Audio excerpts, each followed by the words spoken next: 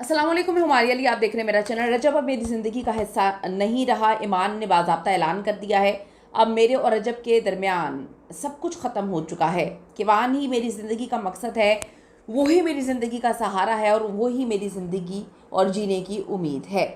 क्या किवान की कस्टडी का मामला अदालत में जाने वाला है? क्यों बार बार किवान के हवाले से तस्वीरें भी लगाई जा रही हैं अधूरी और किवान किवान किया जा रहा है? ईद पर रजब भट्ट और ईमान के दरमियान क्या जो मुलाकात हुई थी उसमें मामलात काफ़ी अजीब हुए थे? ये मुलाकात सिर्फ किवान और रजब भट्ट की थी या इसमें ईमान का भी बहुत कुछ लेना देना था? कुछ अंदर की चीज़ें सामने आ रही हैं और ये खुद भी कुछ सामने लाने की कोशिश कर रहे हैं। आज की वीडियो में इस पर बात करते हैं। रिक्वेस्ट है चैनल को सब्सक्राइब करें, वीडियो को आखिर तक ज़रूर देखिएगा। रजब अब मेरी ज़िंदगी का हिस्सा नहीं रहा है।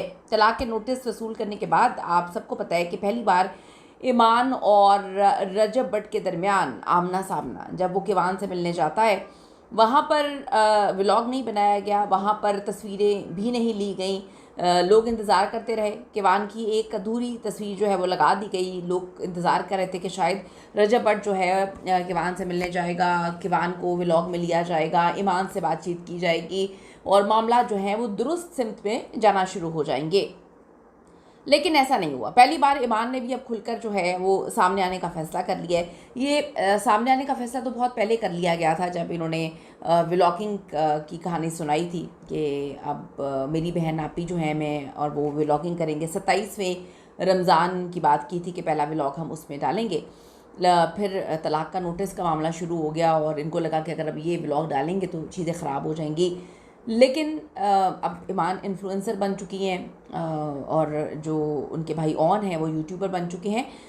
बात यहाँ पर सिर्फ इतनी है कि बहुत सारी चीज़ें हैं जो बच्चे के बारे में सोचनी चाहिए, लेकिन वो कहते हैं कि हम अपनी ईगो में, सिर्फ मैं इनकी बात नहीं कर रही, जनरल बात कर रही हूँ, ईगो में लोग पता नहीं क्या कुछ तबाह कर देते हैं। 2025 की पोस्ट में ईमान रजब फॉर एवर माइन कहने वाली अब उन्हीं हाथों पर रजब की को मिटाकर किवान का नाम लिख लेती हैं।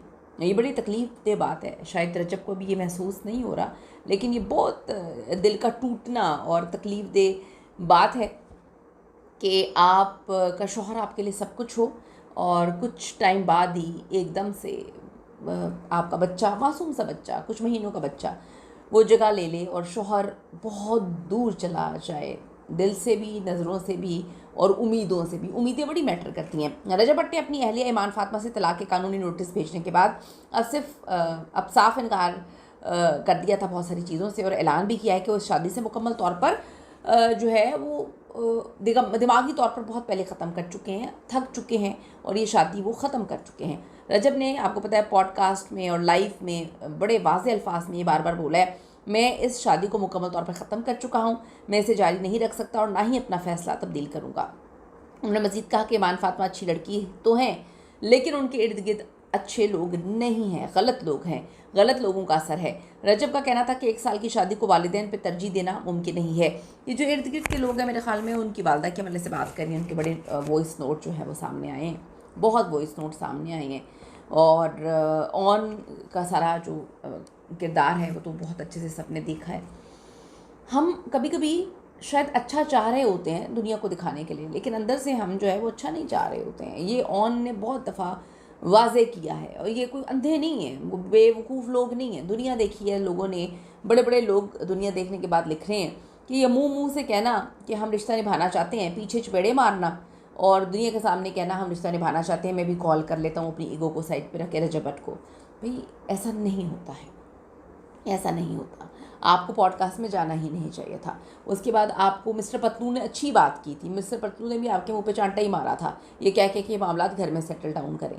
मिस्टर पतलू और रजब भट्ट के मामला सेटल हो गए, आप उसके लाइफ में जाके बैठ गए। उसके बाद आप देखिए, जिस चीज़ से कोई मना करे अगर आप वही करेंगे तो मामला तो सही नहीं होंगे। खैर, दुनिया के सामने तो ऑन ने यही बोला है कि मैं यही चाहता हूँ मेरी बहन का घर बस जाए। अब जहाँ रजब खुलकर इनकी शादी ख़त्म हो रही है, ख़त्म करने की बातें कर रहा है, नहीं करनी चाहिए बातें, ख्याल करना चाहिए, ये सोचना चाहिए कि मार्जिन आपको रखना चाहिए। अगर आप का रिश्ता नहीं, मैं कहती हूँ ना टूटे, अल्लाह कभी ना रिश्ता टूटे, तलाक नापसंदीदा तरीन अमल है। बड़ी आप लोग अल्लाह रसूल की बातें करते हैं तो आपको ये भी पता होना चाहिए।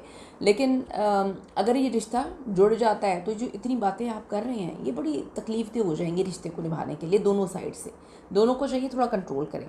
खुलकर शादी को ख़त्म करने की बातें कर रहे हैं, वहीं पर फैमिली के कुछ बड़े मामलात को पलटने की कोशिश भी कर रहे हैं, जिसमें अहम तरीन जो नाम है आलिम अल्लामा आसिफ रज़ा अलवी साहब हैं। इन दोनों फैमिलीज़ ने तो उनका भी मान नहीं रखा। खैर बंदा क्या बात करे।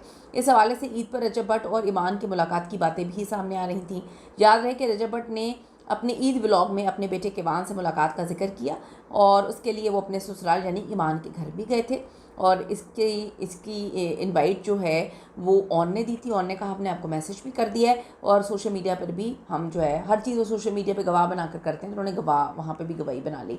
यानी कि दोनों फैमिलीज़ जो हैं वो गवाही बना रही हैं सोशल मीडिया को। इसमें मैं ज़्यादातर किरदार ऑन फैमिली का ही करूँगी कि उन्होंने किरदार ज़्यादा बनाया है। जो उनके वॉइस सोर्स वगैरह निकले हैं वो नहीं सही, वो नहीं आने चाहिए थे, वो गलत चीज़ है, ऐसा नहीं होना चाहिए। ईमान को स्टैंड लेना चाहिए, जिस तरह से वो अपने भाई के लिए स्टैंड ले रही है उसको एक बार अपने शोहर के लिए भी स्टैंड लेना चाहिए था, जब वो अपने शोहर को माफ़ कर चुकी है। मियाँ बीवी एक लिबास होते हैं, दोनों को समझने की ज़रूरत है। और ये भी इतना आसान नहीं है कि आपने चीटिंग की, आपने कहा मैंने माफ़ कर दिया, मैंने आईफोन दे दिया। दिल पर बड़े ज़ख़म होते हैं, चीटर बहुत ज़ख़म होते हैं। अगर आप चीटिंग की बात हो औरत या आदमी दोनों में से कोई करे तो यकीन करें कि उस चीज़ को भुलाना मुश्किल, बहुत मुश्किल होता है। आपको मियाँ बीवी को साथ टाइम गुजारना चाहिए। मासूम बच्चे के लिए, बड़ा प्यारा मासूम बच्चा, बच्चे बड़े प्यारे होते हैं, उसको बाप की ज़रूरत है। आज नहीं तो कल रजब भट्ट को एहसास होगा कि मैंने अपने बेटे के साथ ज़्यादती हो गई। जब सिनेरियो बना होता है ना उस टाइम किसी को समझ नहीं आ रही होती, लेकिन ज़्यादतियाँ हो जाती हैं। फिर रिश्ते हम ख़त्म कर देते हैं, कोई भी रिश्ता ख़त्म करे ईमान को भी सोचना चाहिए, रजब को भी सोचना चाहिए, किवान का सोचें। अब वहाँ जो ईमान से मुलाकात हुई या मफाहमत की कोई राह निकली या नहीं निकली, अचानक दोनों तरफ से खामोशी छा गई एकदम से। वहाँ पर कुछ बहुत गहरा हुआ है कि ऐसा लगता है कि अजीब सिचुएशन चल रही है। इससे पहले तो ईमान ने शदीद रिएक्शन दिया था। ईमान ने तलाक के कागजात की तस्वीरें इंस्टाग्राम स्टोरी पर शेयर की थी। उन्होंने लिखा था मैं रिश्ता बचाने के लिए काफ़ी अरसे से खामोश हूँ, मुझ पर झूठे इल्ज़ामात हम पर लगाए पॉडकास्ट में, मैं ये सिर्फ पूछना चाहती हूँ मेरा क्या कसूर है।